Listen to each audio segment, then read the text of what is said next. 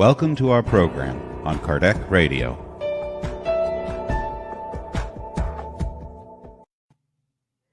Hello, dear friends, and welcome to our daily prayer gathering on Kardec Radio, nourishing our soul always. Once a day, we get together on Kardec Radio to turn the mirror of our souls to connect with God, towards the love and the light, the mercy and the justice, the perfection of God.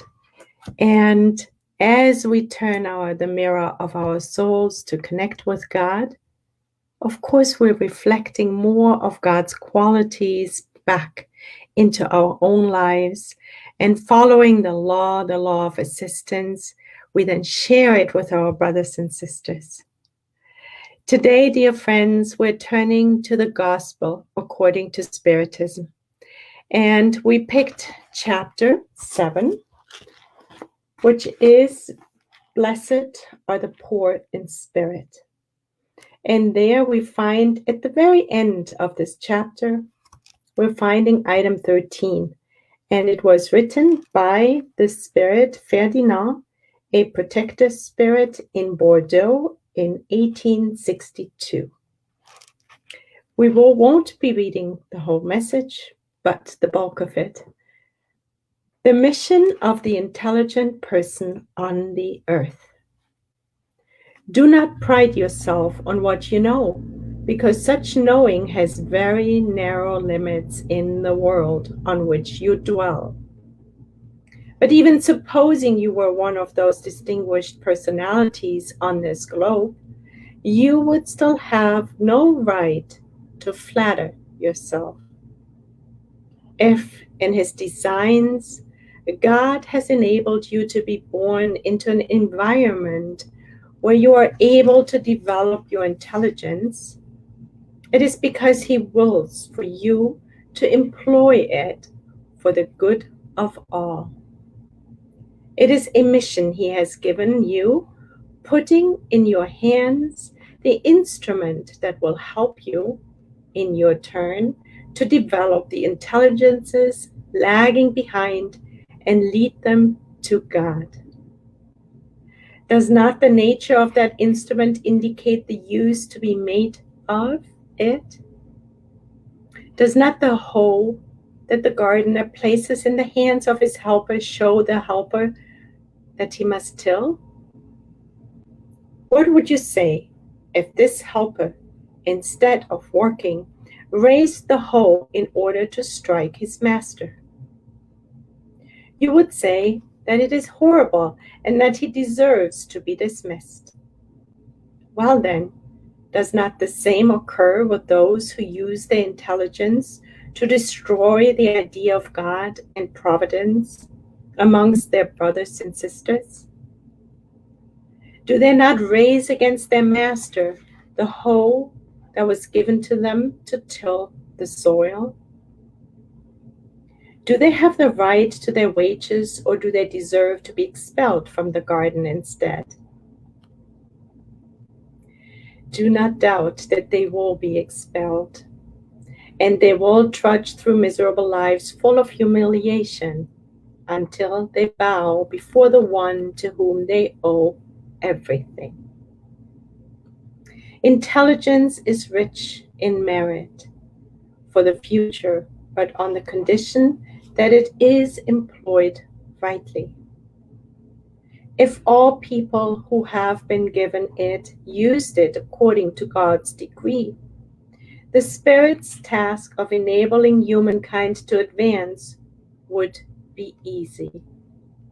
If all people, we'll say that again, if all people who have been given intelligence used it according to God's designs, the Spirit's task of enabling humankind to advance would be easy. Unfortunately, many make of it an instrument of pride and perdition for themselves. Humans abuse their intelligence like all their other faculties.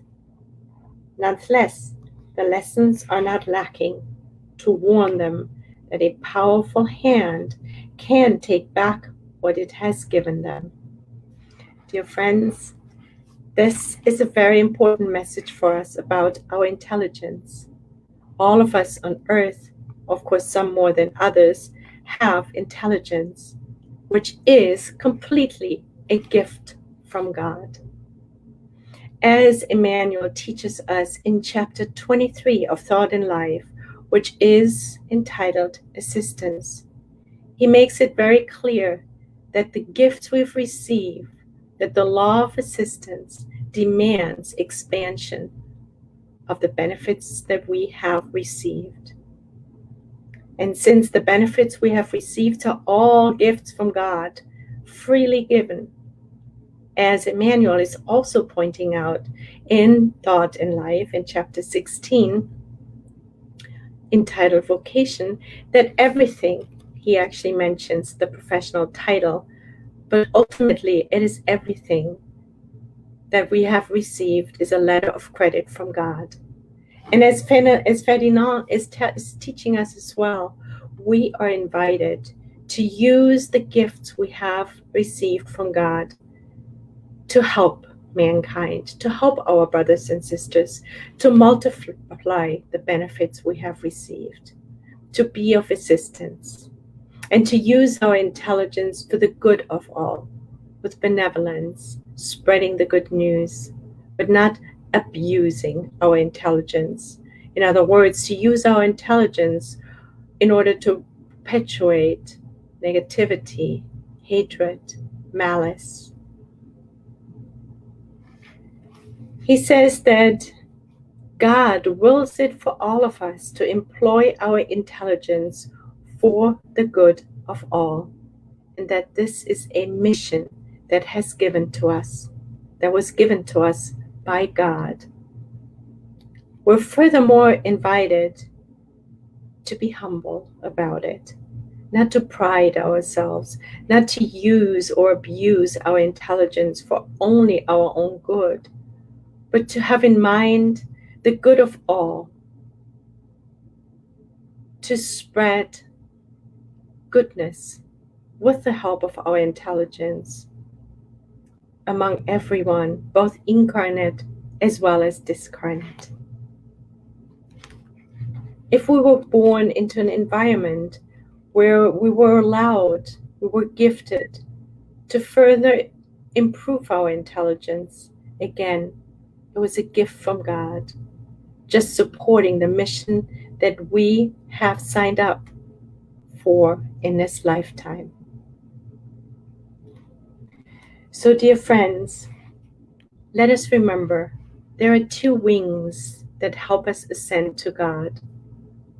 The one wing is learning new things, knowledge, accumulating knowledge, to study, to educate ourselves, to sharpen our intelligence, to expand our knowledge. The other wing, helping us to ascend to God, is equally important, and that is the wing of love, of service, of charity. These two wings describe perfectly what Ferdinand is reminding us of, that when we have accumulated more knowledge, we are invited, we are urged to, it is our duty to share the knowledge, to share of our intelligence, to share of ourselves with our brothers and sisters, which will fulfill or would fulfill the wing and strengthen the wing of love and service for us. So both are needed for us to ascend to God. Dear friends, let us in gratitude turn to God and Jesus and the good spirits, and let us pray, and let us bring in some music to touch our hearts as well.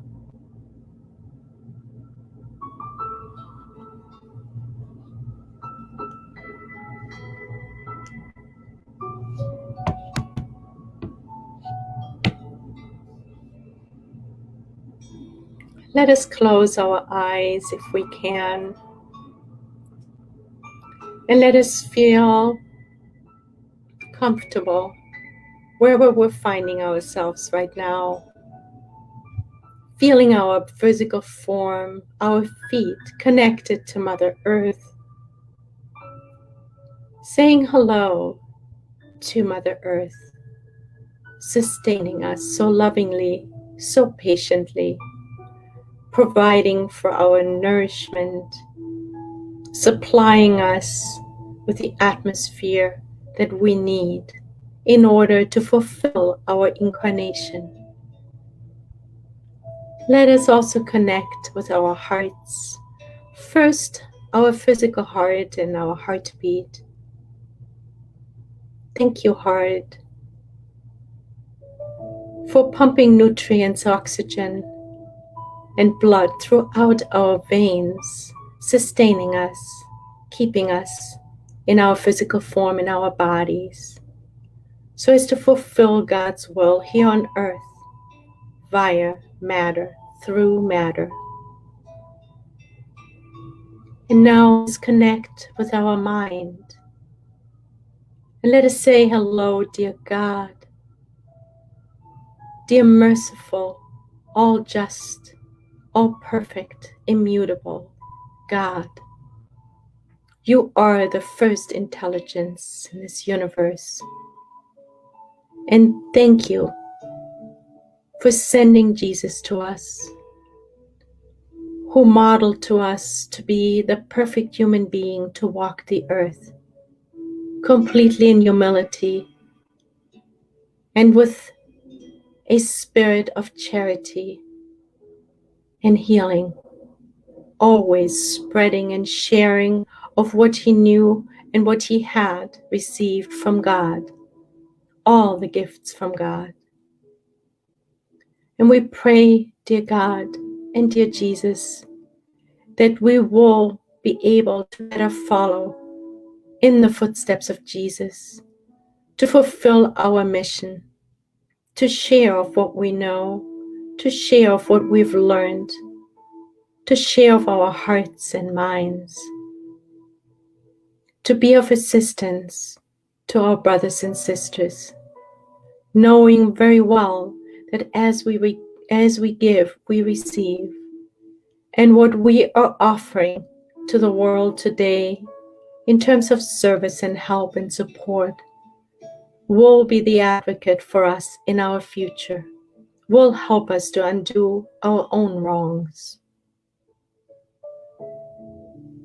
And as we revel in all the gifts we have received from you, God, for our lifetime to share with others,